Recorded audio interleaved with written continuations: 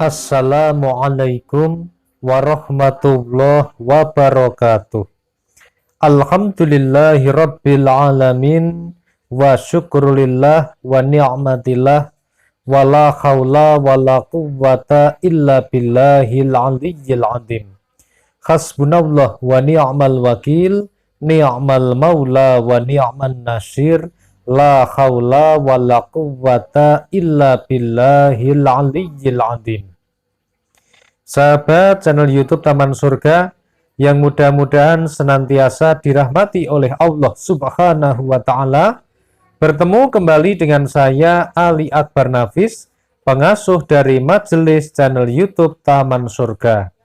Pertama-tama, mari kita senantiasa mensyukuri semua nikmat yang telah diberikan Allah Subhanahu wa Ta'ala kepada kita dengan mengucapkan kalimatut tahmid bersama-sama. Alhamdulillahi rabbil alamin. Selanjutnya, mari kita bersolawat kepada baginda Rasulullah Sallallahu Alaihi Wasallam. Semoga hati kita dan pikiran kita yang tadinya galau dan tidak tenang bisa menjadi fokus dan khusyuk kembali.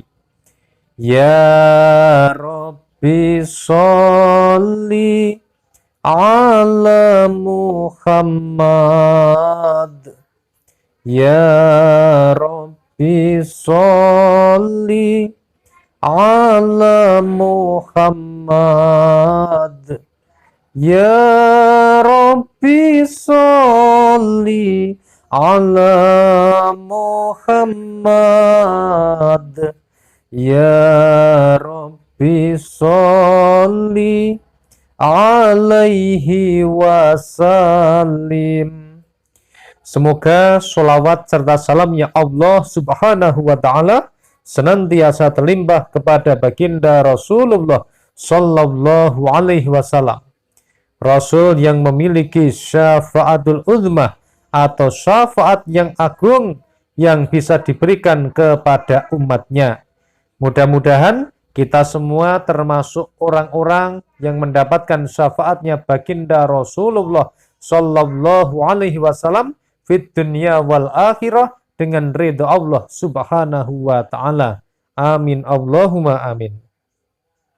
Sahabat channel YouTube Taman Surga yang senantiasa dimuliakan oleh Allah Azza wa Jalla, ketika Anda mau menyerah, ketika Anda mau putus asa, stop dulu, dengarkan dulu nasihat ini. Sebelum kita memutuskan diri untuk mengakhiri, untuk menyerah, untuk berputus asa dari rahmat Allah, saya ingin mengajak kepada sahabat semua untuk mendengarkan dulu nasihat ini. Semoga Allah Azza wa Jalla memberikan cahaya iman, cahaya ketakwaan, dan juga hidayah kepada kita semua. Jangan lupa kita senantiasa berdoa semoga diridhoi oleh Allah Subhanahu wa Ta'ala untuk bisa mendengarkan nasihat pada video ini dari awal sampai akhir tanpa ada halangan suatu apapun. Amin Allahumma amin. Jadi sahabat channel YouTube Taman Surga, setiap orang ini pasti pernah bertemu dengan yang namanya masalah. Ada waktu dan masanya ketika kita ini sedang mendapatkan masalah yang berat, masalah yang tidak mudah kita selesaikan, menguras tenaga kita, menguras pikiran kita, bahkan menguras keimanan kita. Sehingga keimanan kita menjadi terguncang, karena barangkali ada yang saat ini sedang ditimpa musibah yang sangat berat sekali, ada tanggungan hutang yang sangat banyak sekali, ada masalah kesehatan yang begitu berat, ataupun dengan masalah-masalah rumah tangga, masalah pekerjaan, masalah bisnis, masalah usaha, ataupun masalah-masalah yang lainnya. Namun, saya ingin mengajak kepada semua sahabat untuk senantiasa berhusnudon kepada Allah Subhanahu wa Ta'ala. Nah, sebelum kita melanjutkan pembahasan video yang sangat menarik pada hari ini, saya ingin mengajak kepada semua sahabat yang baru saja bertemu dengan channel ini dan ingin menyambung silaturahmi dengan kami, serta mengikuti video-video terbaru dari kami berikutnya, silahkan tekan tombol subscribe channel YouTube Taman Surga. Jadi di bawah video ini ada tulisan subscribe berwarna merah. Silahkan dipencet sekarang. Kemudian di sebelah kanannya ada gambar lonceng. Tekan juga loncengnya sekarang, lalu tekan lagi lonceng yang paling atas atau lonceng yang berdering. Mudah-mudahan dengan demikian, maka kita bisa senantiasa bersilaturahmi dengan video-video terbaru dari kami berikutnya. Dan kabar baiknya, subscribe ini gratis sahabat, tidak dipungut biaya, dan 100% tidak ada kerugian bagi Anda. Namun insya Allah bisa menjadi amal soleh, bisa menjadi amal jariah bagi Anda, karena telah membantu serta mensupport channel YouTube Taman Surga dalam berdakwah. Serta kepada semua sahabat yang sudah subscribe, kami senantiasa mengucapkan jazakumullahu khairan, semoga Allah subhanahu wa ta'ala membalasmu dengan kebaikan. Dan kepada semua sahabat semuanya yang sedang mendengarkan video ini, semoga Allah subhanahu wa ta'ala mengampuni semua dosa-dosa kita semua, memberikan hidayah, petunjuk, rezeki, dan juga keberkahan dalam hidup kita. Semoga setiap amal ibadah yang kita lakukan senantiasa diterima oleh Allah subhanahu wa ta'ala, dan kita diberikan jalan keluar dari setiap kesulitan yang sedang kita alami. Amin Allahumma amin. Sahabat yang dimuliakan oleh Allah subhanahu wa ta'ala, setiap orang pasti punya masalah. Namun masalah antara orang yang satu dengan orang yang lain tentunya bisa berbeda dan tidak sama. Masalahnya presiden tentu saja tidak sama dengan masalahnya gubernur. Masalahnya gubernur tentu saja akan berbeda dengan masalahnya bupati. Masalahnya bupati tentu juga akan berbeda dengan masalah yang kita alami. Diri kita, teman kita, saudara kita, tetangga kita, pasti semuanya memiliki masalah, tetapi masalahnya tidak sama. Lalu pertanyaannya, ketika Allah Azza wa Jalla memberikan masalah untuk kita, apa yang akan kita lakukan? Pasti Anda semuanya pengen untuk mencoba untuk menyelesaikan semua masalah. Jadi masalah yang sedang kita terima, pasti kita berpikir bagaimana caranya supaya masalahnya cepat selesai. Bagaimana caranya supaya ketemu solusinya. Bagaimana caranya supaya masalahnya bisa dipecahkan. Yang punya hutang pasti berpikir bagaimana caranya supaya hutangnya bisa lunas. Yang perdagangannya sepi pasti pengen bagaimana caranya supaya dagangnya jadi lancar. Yang sudah menikah lama belum punya keturunan pasti pengen cepat-cepat bagaimana caranya supaya punya keturunan. Yang diberikan sakit parah, sakit berat sudah lama, pasti pengen cepat-cepat supaya disembuhkan dan bisa sehat kembali. Begitu juga seterusnya. Nah, sahabat channel YouTube Taman Surga, apakah sebenarnya memang demikian? Ternyata kalau kita melihat di dalam Al-Quran, ternyata masalah yang kita terima yang pertama bukan untuk diselesaikan, tetapi harus kita ambil hikmahnya. Dari mana kita bisa melihat pada Al-Quran kisahnya Nabi Dhunnun atau Nabi Yunus alaihissalam. Jadi pada waktu itu Nabi Yunus alaihissalam ini adalah Nabi yang sudah berdakwah kepada kaumnya, kepada umatnya, selama ratusan tahun lamanya, tetapi tidak ada satupun di antara mereka yang mau mengikuti beliau untuk beriman kepada Allah subhanahu wa ta'ala. Coba Anda bayangkan, berdakwah selama ratusan tahun, bukan cuma 1 tahun, 2 tahun, 10 tahun, bukan cuma 100 tahun, tapi ini ratusan tahun. Nah, sahabat channel YouTube Taman Surga yang senantiasa dirahmati oleh Allah, di situ kita melihat, jadi ketika Nabi Yunus alaihissalam ini berdakwah, kemudian kaumnya tidak mau manut, akhirnya singkat cerita, Nabi Yunus alaihissalam meninggalkan kaumnya. Jadi kaumnya ini ditinggalkan dalam keadaan marah. Dikisahkan di dalam Al-Quran pada surat Al-Anbiya ayat 87. Dan ingatlah kisah Dhunnun atau Nabi Yunus alaihissalam. Ketika ia pergi dalam keadaan marah, lalu ia menyangka bahwa kami tidak akan mempersempitnya atau menyulitkannya.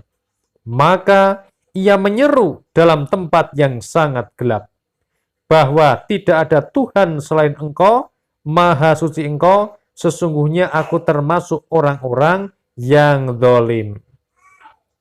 Jadi Nabi Yunus alaihissalam ini ketika dia meninggalkan kaumnya, karena apa? Karena marah, karena kaumnya tidak mau beriman kepada Allah.